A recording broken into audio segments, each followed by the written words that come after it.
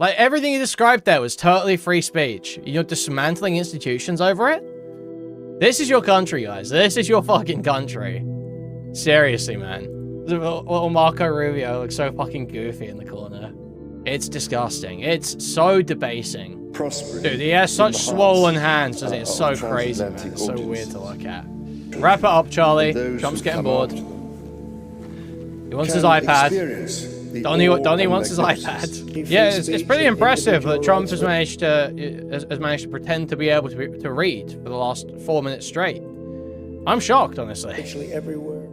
So, guys, we have kind of a American and UK politics crossover here, okay? Right as Pam Bondi and Trump have decided they're going after hate speech, Trump has made a second state visit to the UK. So, right as you guys are falling into the exact same trap you feel like we fell into, that Americans always cry about, they all say, oh, the UK's got these evil hate speech laws that restrict everyone's speech. You can't even tweet anything anymore. You get arrested for jokes in England. You get arrested for jokes over there. Now, American government officials are coming out and saying the exact same thing. They're coming out and saying they're going to ban hate speech. So let's have a look at some of these clips. Let's see some of these clips, and we'll take a look at the state visit as well. So we've got Pam Bondi here, okay? Now, a lot of people are trying desperately to sweep, and the way they're doing this is they're going about it by saying, oh, this is actually Pam Bondi's fault. Oh, Pam Bondi's so useless, you got to fire her. All someone's saying, if that's their criticism, what they're saying is, we had a great opportunity to crack down on people's rightful free speech. We had a great opportunity to do that right now. But Pam Bondi's making us sound stupid by calling it hate speech. That's what they mean. Now I look like a hypocrite, because you didn't use a different word to conceal the idea that we want to take away the First Amendment. That is obviously what people are saying. And it's fucking crazy. So let's have a look. Let's have a look at this clip first. There's free speech, and then there's hate speech. And there is no place, especially now, especially after what happened to Charlie, in our society. Do you see more law enforcement going after these groups who are using hate speech and putting cuffs on people, so we show them that some action is better than no action? We will absolutely target you, go after you, if you are targeting anyone with hate speech, anything. And that's across the aisle. Dude. There's free speech, and then there's hate speech. And there is no place, especially now, especially after what happened to Charlie, in our society. So hate speech is supposed to be constitutionally protected. That's supposed to come under the First Amendment. Hate speech. What do you mean? Hate speech. What do you mean hate speech? Huh? What? But I thought it was land of the free. And this is obviously coming around the same time that JD Vance is on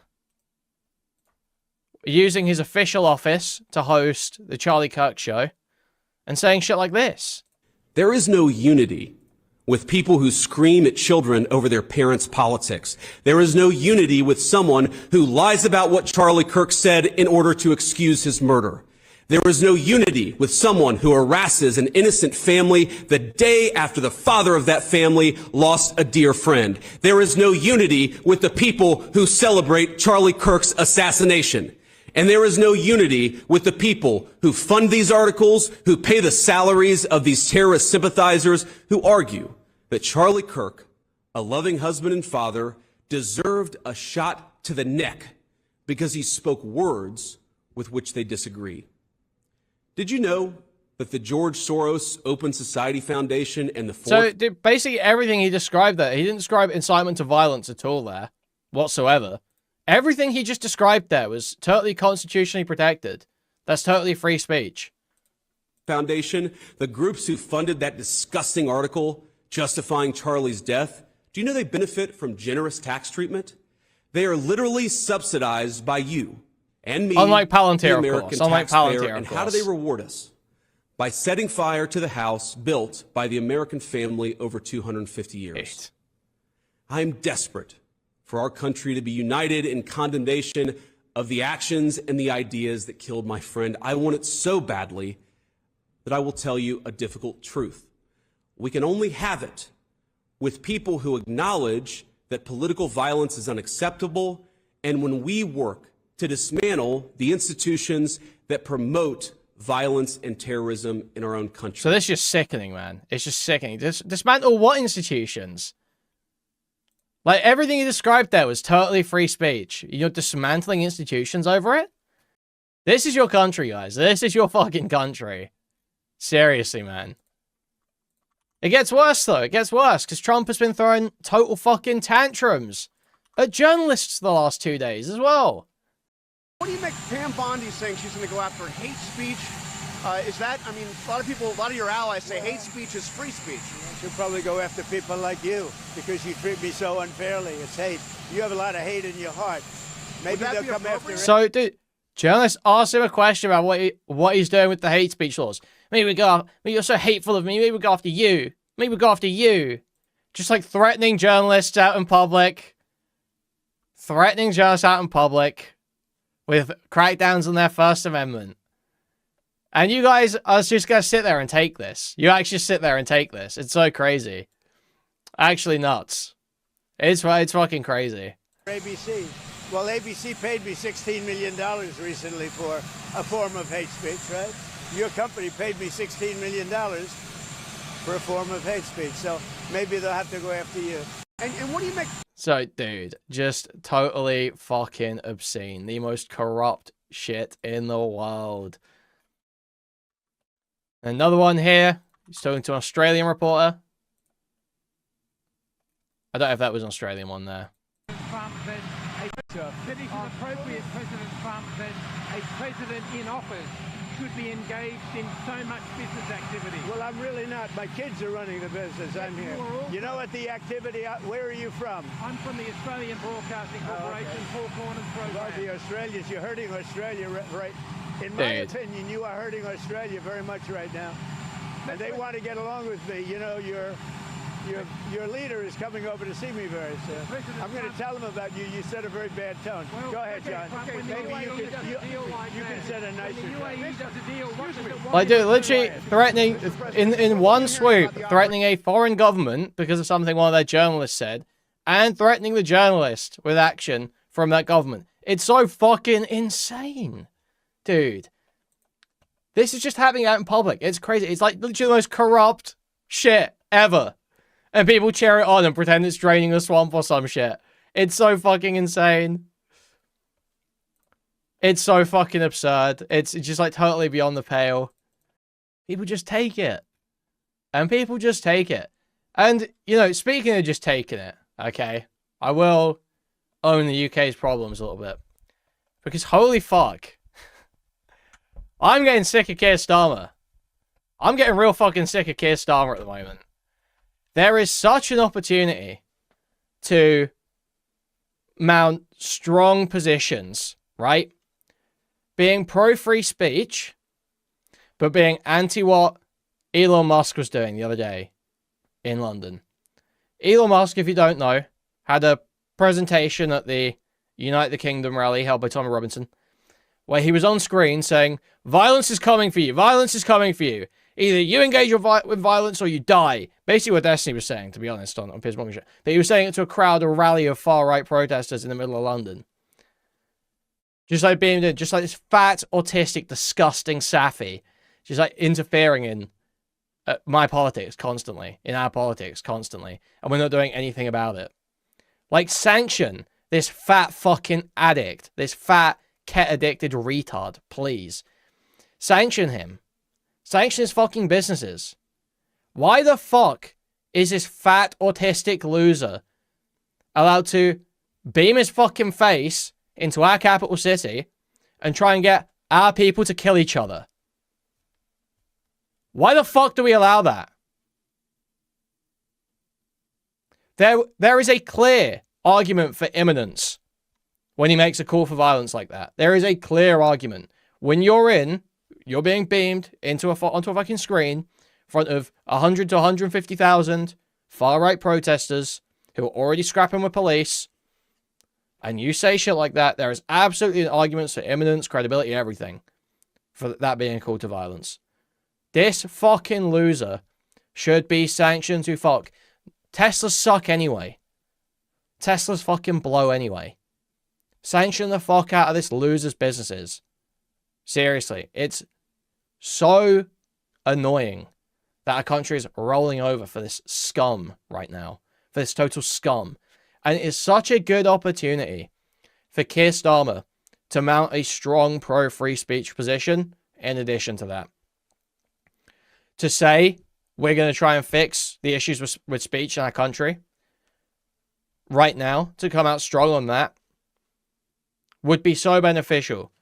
To show up Trump, to try and win over. It's like such an easy thing. Look, benefits, if you, and there are so many easy ways to frame this as well, to where everyone will like it. Lefties want free speech because they feel like stuff's censored because of Israel. A lot of right-wingers think that too. All the reform people want free speech because they feel like they're getting sent, they can't make racist jokes anymore. So if you come out with a strong, clear position, signaling that you have like some kind of path to a firmer codification and protection of free speech rights in the UK, it's such an easy win and doesn't require this bullshit like placating of reform that he's been doing on immigration.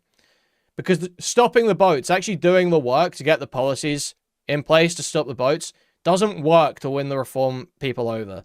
So he does this, like, strangers in our own island shit or whatever the fuck he was saying. You know? Island of strangers speech. Sounding like Enoch Powell trying to win people over for nothing. Just to cede the whole argument to them. When, if he's gonna go the liberal route, if he's gonna be economically sensible liberal, you know, still capitalist, but fine with welfare and all this stuff, free speech is such an easy and natural position to take within that. It's so obvious. And yet, for some reason, I've actually got no idea why, Labour seem fucking terrified to take that ground. It makes no sense. It makes zero fucking sense why there is no movement there. So stronger signaling on the Online Safety Act too, saying that we're going to try and sort out the issues with that would help right now, as America again pushes for more online censorship. Truly, I don't know what the fuck is going on. I was watching some of the rest is politics earlier, as I'm prone to, and they were talking about how, you know, Morgan McSweeney's like the real brains behind all this shit. And it's like, what the fuck is this guy thinking? Seriously. Why is it the endless, like, trying to placate racists with, like, these firm anti-immigration statements that fall on deaf ears, and nothing about free speech? Nothing about a universally popular. Who doesn't like free speech? A universally popular principle that is so easy to stand ground on, that would win so many people over, and they're not fucking doing it. It baffles me. It truly baffles me. I can't understand it whatsoever. And that's, you know, the least of Keir's problems right now. When this Peter Mandelson shit is going on right now. It's like, dude, the Peter Mandelson shit is just... It's one of those times where I'm just like, okay, the lefties were right, you know? For years, this has been the lefty attack for years. About, like, a lot of the moderate Labour stuff and Keir Starmer, his association with Peter Mandelson. Because he was, like, mates with Epstein, and he's, like, this just dodgy, kind of more right-leaning guy. Who, you know, he's had issues for years. Like, it's not like this was a new thing to Keir, right? Since the 90s, it has been known that Mandelson is, like, a degenerate, like, libertine kind of guy who lives beyond his means and gets involved with a bunch of shady characters and becomes sort of, like, beholden to them. And ends up, you know, the deals always work out with those people. Yeah, this has been a known thing about Mandelson for fucking ages. And yet for some reason, Keir has, like, overruled a fucking security clearance briefing and, like brought him in as the ambassador anyway. And then when they were briefed about it last week, they then thought it was a good idea to keep him on, knowing that more could come out, into the week of Trump's state visit, And now Trump's probably got a bunch of questions about Epstein while he's here. Wow, great fucking play, Keir. Seriously. Great fucking play. Really, man. Top level political voices, political minds, clearly working at the Labour government at the moment. High level strategy occurring. Thank you, Morgan McSweeney. Thank you, Keir Starmer. Thank you, Darren Jones. Doing a great job. It's just fucking nightmarish, man. Truly. And then, like I say, free speech is just such an easy win, and they don't fucking touch it. It's insufferable. It's insufferable. So let's look at some of the state visit from today. So, which video do we start with? Yes, there's a video of him landing. Let's see this. Yeah, I still support Keir. Is it going to load? Oh, there's no doubt about it. He's not stopped talking about it, has he, since he was offered that invitation back in February. Back in April, I think we all chuckled a little bit when he described it as being a second fest. I suspect there were some people in the Foreign Office and the Palace who maybe spat their tea out at that description. They probably never had it described in that way before, but he is not wrong. They are rolling out every bit of red carpet and bell and whistle they can possibly find when it comes to making sure that Donald Trump comes to the UK and leaves the UK at the end of the week with only positive thoughts towards us. The Ministry of Defence definitely have not been coy about their description of what we're going to see tomorrow. They've already said it is the largest military ceremonial welcome for a state visit to the UK. Here or Andy Burnham, who you choose, and Keir, I think. Keir. In living memory. So that is quite something to say, especially when you think we saw President Macron being wined and dined just a couple of months ago, again here in the spectacular setting of Windsor. The things that people are going to have to watch out for tomorrow, a fly past between UK and US military. That has never happened before. We're going to have the largest guard of honour ever. Wait, I don't even know that was Kemi even at the debate? It was an emergency debate. No, that was granted by the Speaker. At a state visit. Donald Trump isn't just getting some military ceremonial first thing as he arrives, he's getting another bit with a beating retreat ceremony happening later. And also a US military band is also going to be involved in those proceedings. That is the first time that has ever happened. And I think that is what is so fascinating about these state visits. Yes, they are a huge spectacle. The optics of it are wonderful. But it's what it says about our relationship with the United States. And I was told by diplomats who were around in 2019 and 2018 when Donald Trump came over before, that one of the things they really wanted to impress on him was the importance of our military and defence ties. So when we see thousands of soldiers and horses on parade yesterday, that is ultimately what they're hoping to underpin for Donald Trump. Of course, that messaging will be eased along by the fact that he will meet up with two familiar faces, with King Charles and Prince William already building up their own relationships with the president. The president has had nothing but lovely things to say about King Charles, describing him just before he left as a friend. You might remember he also met up with Prince William in Paris in November last year. There was quite a funny moment when there was a photo op when he basically described Prince William as a great guy, which means I think tomorrow we are going to, well, have a bit of a field day when it comes to the body language and the lip reading to see exactly what those interactions are all about. Of course, some people will... So that's a nothing video, just showing him arriving. So what else we got here? Lands in UK, historic second state visit. The auto day one of Trump's state visit. You're watching Sky News Live from Windsor, where within... It's a strange... Okay, let's see this shit. What are they doing?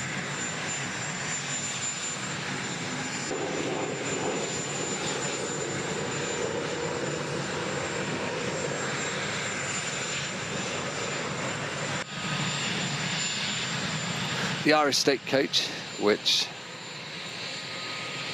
is supposed to be one of the more comfortable ones to travel in, but if you're not used to travelling in a coach, it has a strange feeling, very similar to being in a boat at sea. And the national anthem of the United Kingdom will follow as the procession passes through the half companies provided by the Royal Navy and the Royal Marines.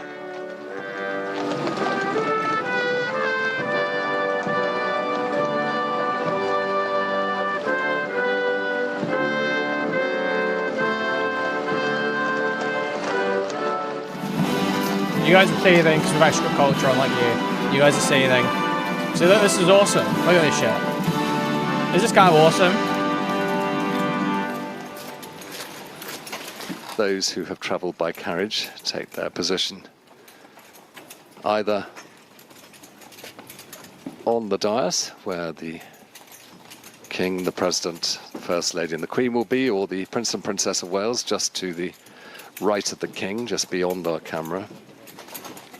The highest of salutes will be given by the... Yeah, skip through a bit.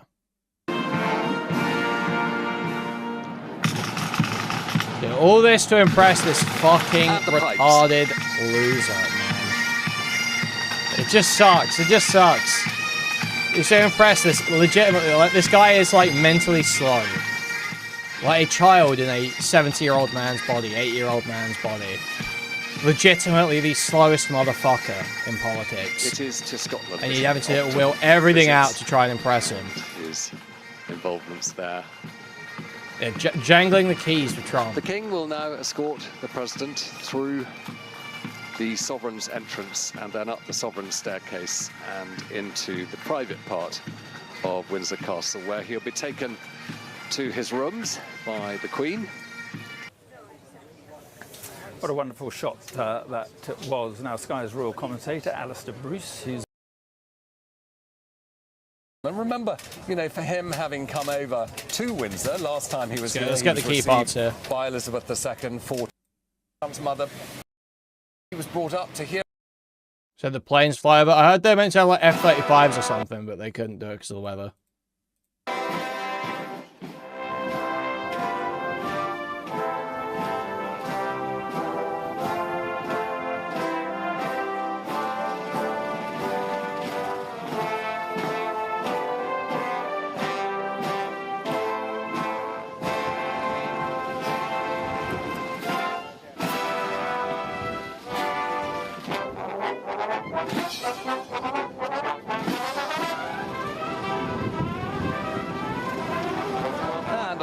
Red, white and blue from the red arrows as they fly over.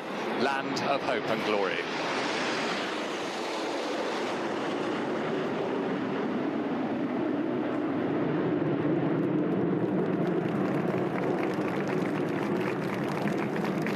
Wow. How epic. King hails enduring bond with US and treats Trump to a golf joke. His Majesty the King. Mrs. Trump, it is with great pleasure that my wife and I welcome you to Windsor Castle on this, your second state visit to the United Kingdom.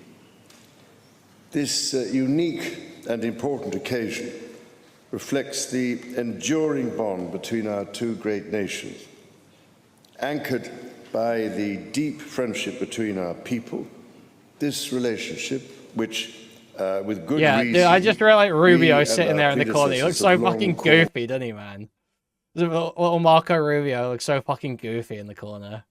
Which, with good reason, we and our predecessors have long called special, has made us safer and stronger through the generations. Our people have fought and died together. That is facts. Rubio has totally sold his soul. We hold dear. We have innovated, traded, and created together, fueling our economies and cultures through myriad forms of exchange. We have celebrated together, mourned together, and stood together in the best and worst of times. Mr. President, as we approach the 250th anniversary of the Declaration of Independence next year, it is remarkable to think just how far we have come. I cannot help but wonder what our forebears from 1776 would make of this friendship today. The nice one, rebel Charles. commander and pioneer Great one, first Charlie. President George Washington famously vowed never to set foot on British soil. And my 5 times great-grandfather, King George III, for his part, did not spare his words when he spoke of the revolutionary leaders. You'll hate, but this gold trim is getting us Today, an 8% however, tariff this month. we Trust the plan. celebrate Nathan, well, I agree with that, Nathan, wholeheartedly, and I understand the necessity for this. It does make me feel sick, you know? It does make me feel fucking sick that we have to shuck and jive for this troglodyte, this fucking dirt, this fat old fucking idiot. And we have to fucking shuck and jive and do a whole minstrel show for him. It's disgusting. It's so debasing. a relationship between our two countries that surely... Like, this guy got 2 state visits. 2 state visits. It's fucking crazy. ...that Washington nor King George III could possibly have imagined. The ocean may still divide us, but in so many other ways, we are now the closest of kin. Mr. President, you have spoken of your pride in your British $4.99. roots. Thank you. In fact, not only have you set foot on your on empire. British... Now here you are begging this cripple to defend you from the hordes of Europe. We Thank was you. Empires N-Shiate, speaking head emoji. ...soil twice in the last 2 months alone, but I understand that British soil makes for rather splendid golf courses. Okay. Nice one, Charles. For my part, I have You loved always that. admired the ingenuity of the American people and the principles of freedom which your great democracy has represented since its inception. Throughout my life, from the very first visit to the United States in 1970, and over 20 visits since that time, I have cherished the close ties between the British and American peoples. In fact, had the media succeeded in the 1970s in their own attempt at deepening the special relationship, I myself might have been married off within the Nixon family. Okay, Charles. All right, Trump Charles. stan is the same color as the gold All right, walls, Charles. literally. Thank you for the £5, K-Bax. Thank you. Huge appreciate it. Thank you. Mr. President, from York to New York, from Birmingham, England to Birmingham, Alabama, we are united by a common language and He is a shared shagger. heritage. The many thousands of people from each of our countries who have made the other their home have enriched our societies immeasurably, a fact that gives me the greatest pride. Our cultural connections, too, continue to flourish with our actors, musicians, writers, and television presenters prospering. Dude, he has in such the swollen hearts, hands, doesn't it? It's so of crazy, man. transatlantic It's so weird audiences. to look at. Fuck, man. Today, our alliance spans Fucking sausage every fingers, field of endeavour and shows vast potential for growth. They're going to burst. The United Kingdom was your partner in the first trade deal of your administration, Mr. President, bringing jobs and growth to both our countries. And no doubt we can go even further as we build this new era of our partnership. Our two nations have an exceptional legacy of shared discovery. Together, we laid the foundations of nuclear science, mapped the human genome, and built the internet, upon which all contemporary commerce, communication, and defense is based. Together, our scientists and engineers are shaping the world of tomorrow, not least with new partnership agreements on technology and the prosperity Oh yeah, apparently we just got like $5 billion in investment from Google coming into the country. So that's big. That's big. W care. That's huge. Stands to bring. Our countries have the closest defense, security, and intelligence relationship ever known. In 2 world wars, we fought together to defeat the forces of tyranny.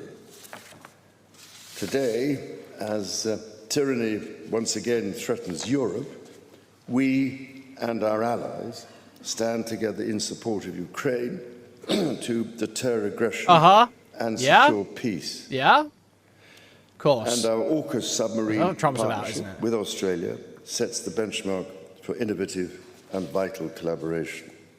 The successes of the British Redcoats and of George Washington's Continental Army today stand shoulder to shoulder, brothers and sisters in arms, protecting the freedoms we both cherish.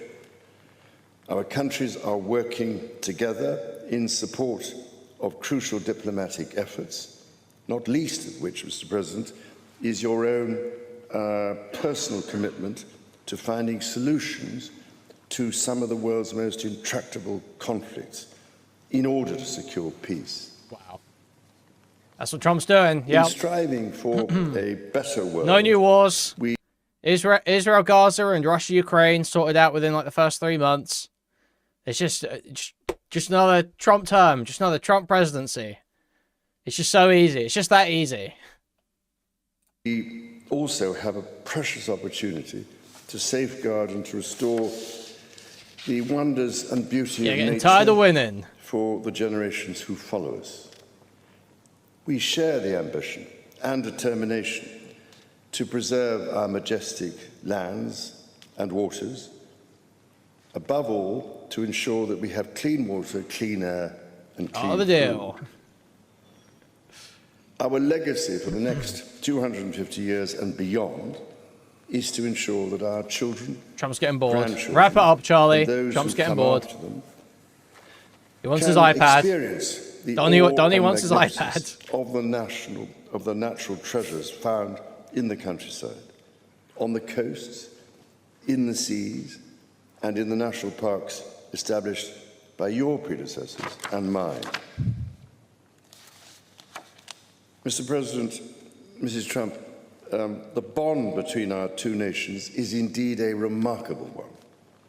Forged in the fire of conflict, it has been fortified through our shared endeavors and burnished by the deep affection between our people. Tested time and again, it has borne the weight of our common purpose and raised our ambition. Dude, the whole point of this is to dick suck, okay? So, in renewing our bond tonight, we do so with unshakable trust in our friendship and in our shared commitment to independence and liberty. Therefore, as we celebrate this unparalleled partnership, allow me to propose a toast to President Trump and the First Lady, and to the health, prosperity, and happiness of the people of the United States of America.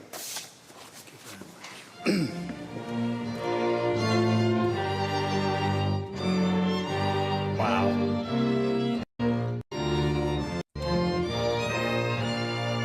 Crazy stuff. So, I mean, that's the main ceremonies. Oh, wait, there's a Trump speech as well. Trump gave a little speech as well. Singular privilege to be the first American president welcomed here. Yeah, I'm sure Trump's got a lot of intelligent, very deep thoughts to share about the state of the world and democracy and geopolitics and the challenges that face Western countries in the next 20 years. I'm sure he's got a lot of deep thoughts about this. Lots of musings here. Let's see. And if you think about it, it's a lot of presidents, and this was the second state visit, and that's the first, and maybe that's going to be the last time. I hope it is, actually. But this is truly one of the highest honors of my life. Such respect for you and such respect for your country. I can't stand this guy. I hate him. His I hate this Majesty guy. The King has epitomized the fortitude, nobility, and the spirit of the British monarchy and the British people. He's dedicated himself to preserving the glory and unique character of this kingdom, restoring life to the rivers and streams, supporting the works of its artists and composers, planting trees and gardens in its countryside. And I just visited one of the most beautiful I've ever seen that you just completed, and protecting the architectural integrity of cities, villages, and towns. He has uplifted the poor, cared for rural farmers, and tended to wounded veterans like nobody else.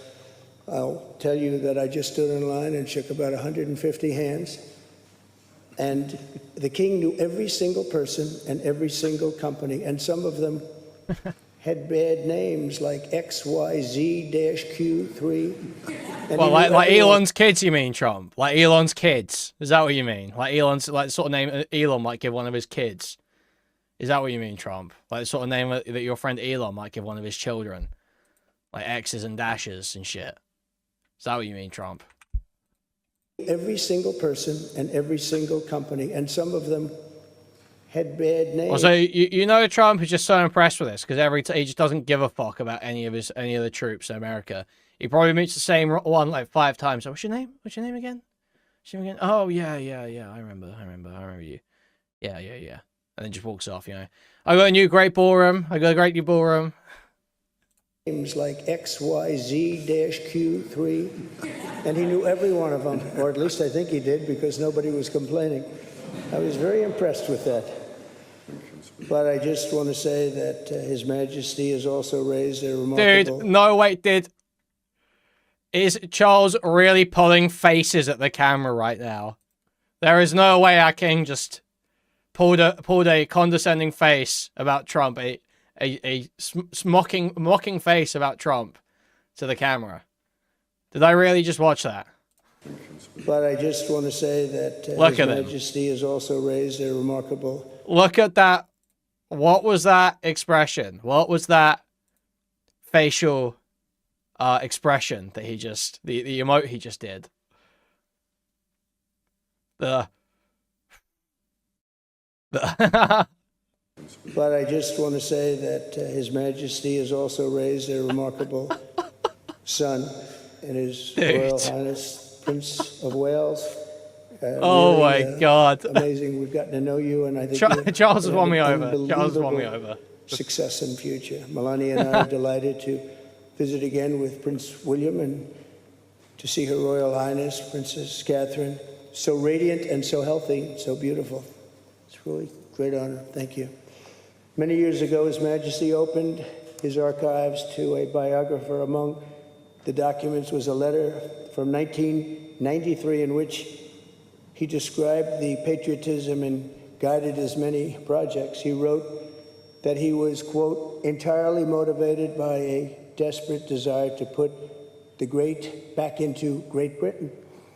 In the finest tradition of British sovereigns, he has given his whole heart, everything he's got, to those parts of Britain that are beyond the realm of mere legislation.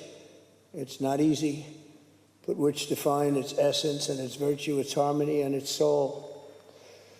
It's an amazing calling, and there's nobody that's answered that calling like you have.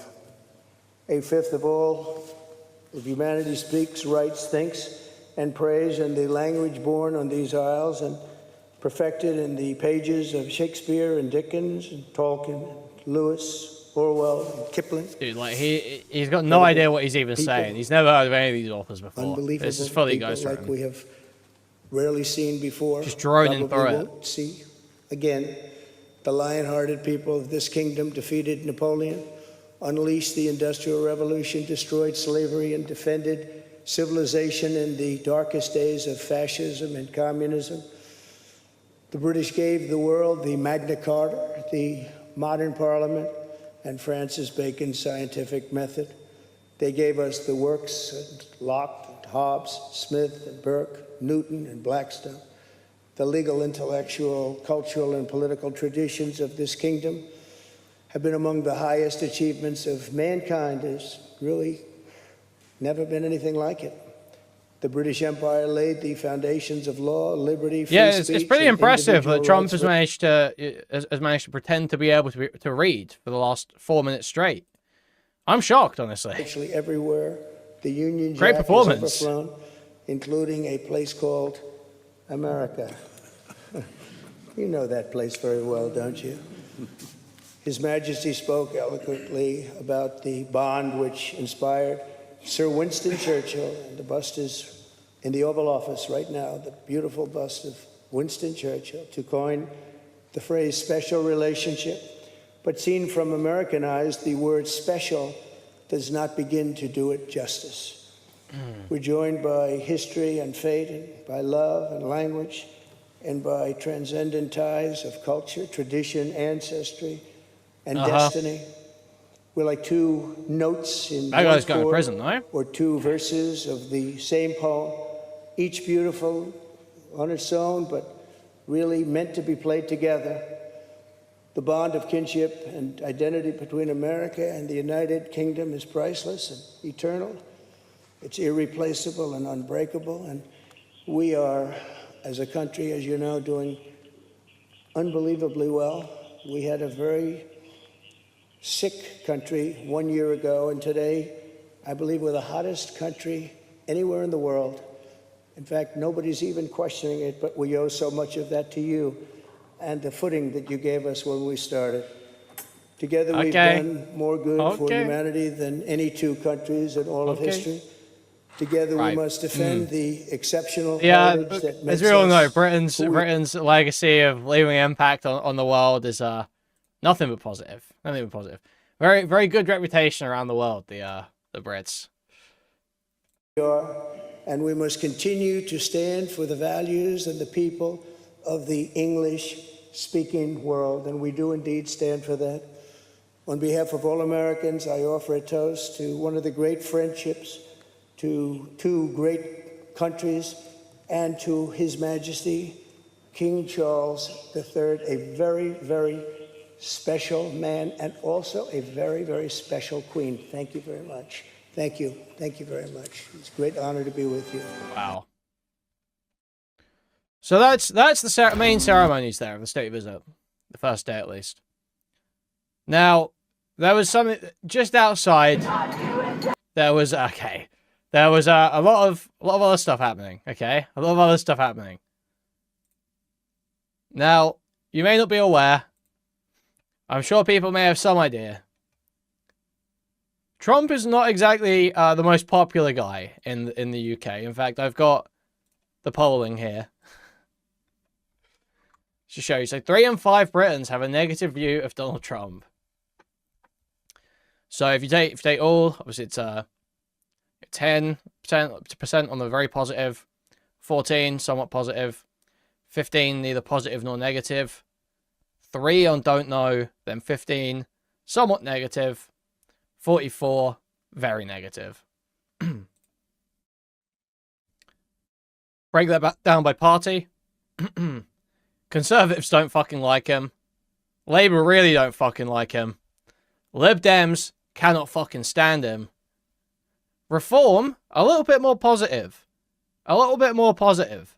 But still doesn't really cut it. Still not a particularly popular guy, really. And then Green Party obviously cannot fucking stand him.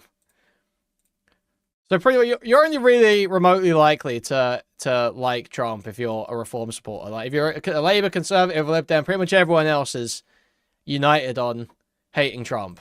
Okay. It's no wonder why they didn't want the US president to see this. But keeping the British public out of sight doesn't mean out of mind. These images, perhaps, taking the shine off the carefully curated royal visit. I can't bear Trump or what he's done to our world, and I so desperately want him to go. Tell me how you feel about all the pageantry in Windsor. How does that make you feel seeing that? It makes me feel sick that we're having to suck up to him. It's ridiculous. I felt that the King Charles was being used. You know, I bet you if you got him to one side and said, do you really want to see this guy? The truth wouldn't be, yeah, send him over again, you know. He's doing our politics for us, and he shouldn't be. So obviously you talk about that. I mean, pageantry It's for the best. used as diplomacy. Yeah. But do you understand why, for the most important, person in the world, most important leader in the world, he is after all, isn't he? Yeah. I understand. If I was a politician, I'd probably be trying to suck up to him, but it just gets you in the throat. Flattery, they believe, is farcical. Attempts to try to banish the spectre of Jeffrey Epstein, failing here. Nobody has done more to demean the office of president than Donald Trump. So if we're respecting the office, then the person who disrespects the office the most should be lower on the list than he is currently. But instead he's being rewarded. Yes. They wanted to create maximum disruption for the most disruptive president in living memory.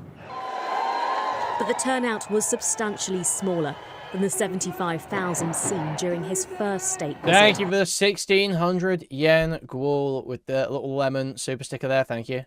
Their demands, however, were still just as loud. All eyes may be on Windsor, but they're hoping the president won't see any of this. Geographically, they've tried to keep people away, but they're hard to ignore. His British supporters attempted to ignore the disruption. This small group outside the castle were full of admiration. In central London, though, fucking more than traitors, 50 seriously. different groups came to champion their reasons for being there, but all blamed one name. The Trump regime's whole trajectory is about undermining Ukraine's resistance and lowering barriers to a Russian victory in Ukraine. And the results have been predictable. Not peace, but stepped up aggression by Russian imperialism.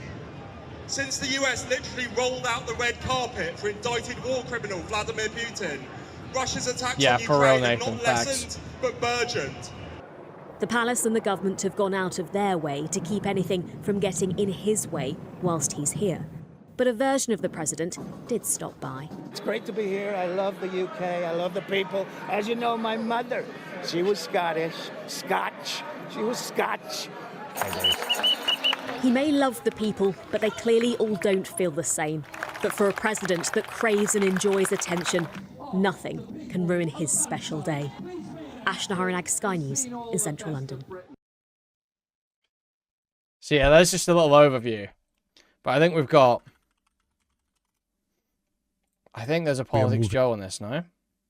Fuck, I thought they had one. Am I retarded? Tectone's disgusting visage.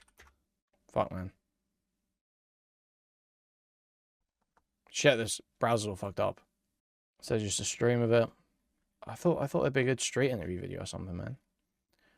Is that all we've got, really? Oh, yeah, here we go. We've come here to show our opposition to the Prime Minister offering a second state visit to Donald Trump, because we think it's an honour that a guy like Trump does not deserve. This is a man who is taking his own country down a very dangerous path into authoritarianism, ignoring court orders, militarising cities, kidnapping people from the streets, but also on an international scale, declaring economic warfare on friend and So foe they alike, projected, as I well guess, pictures of fucking Epstein and shit onto Windsor Castle or something. Of course, as perpetuating an absolutely horrific catastrophe, a genocide in Gaza. All of these things add up to somebody who is completely out of control at an international level, and we shouldn't be encouraging him by offering him this kind of an honour. What's your take on the visit? Disgusts me, physically disgusts me, but like, what are you gonna do? Yeah, it's what we have to do. Quite frankly, the UK government and I think other governments that are strongly allied with the United States, I think it's important to maintain those relationships. However, I don't think other countries should be rolling out the red carpet as though Trump is a welcome guest, because quite frankly, he's threatening British trade interests with tariffs. He's threatening British defense interests by making threats towards NATO.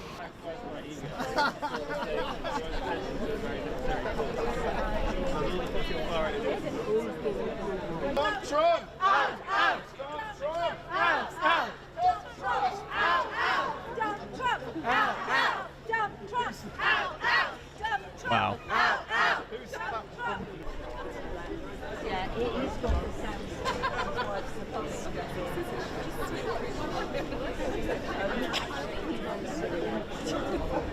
There's a lot of old people. Old people love protesting, man. Fuck all else to do.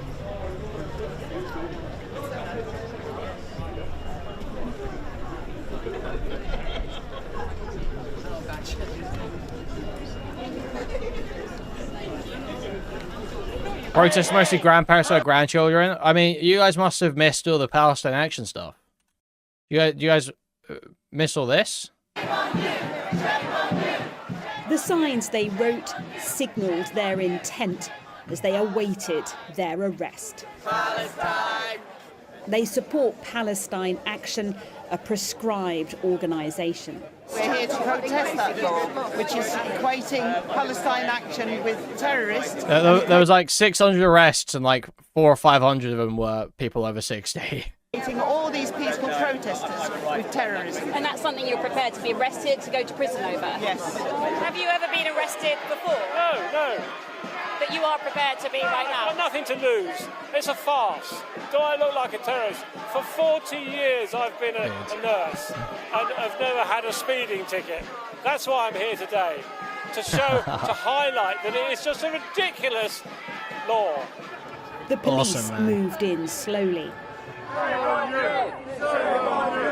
They'd warned they'd arrest anyone showing support for Palestine Action, and one by one, is it just all old people getting arrested? Most passed peacefully, so cool, taken to pop-up processing centres.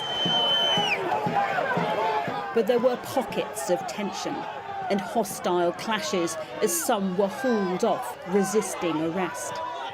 Palestine Action is a proscribed organisation, banned by the government under the Terrorism Act, following a campaign of criminal activity, including this attack at RAF Brize Norton. Organisers of the action want that ban overturned. It's highlighting that people care passionately in justice, that we need to do everything in our strength to oppose a genocide. It's easy for police resources to be doing what they should do. They drop this stupid ban. It's pretty obvious that we're not terrorists.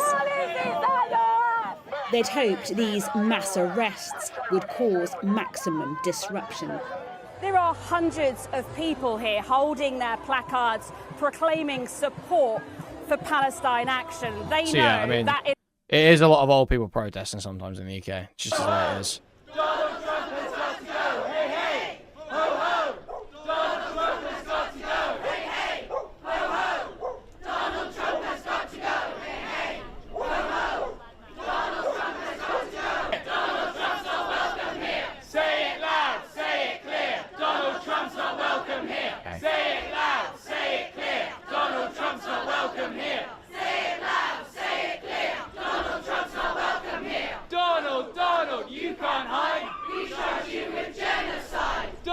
Donald, you can't hide. We charge you with genocide. Well done, everyone. We charge you with genocide. Trump, Trump, Trump. Out, out, out. Trump, Trump, Trump. Out, out, out. Trump, Trump, Trump. Out, out, out. Out, out. Trump, Trump, Trump. Out, out, out. This is really lame.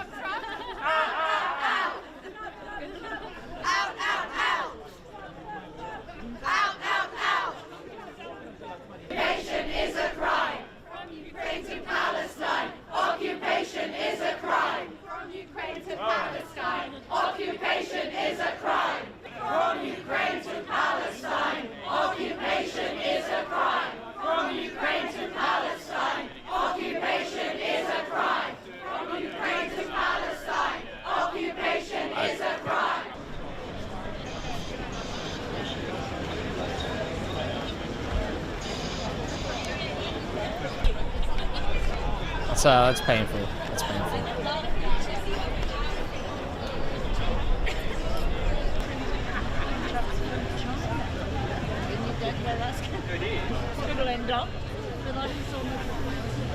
Okay, so I mean, back to the US part of this, the US UK convergence.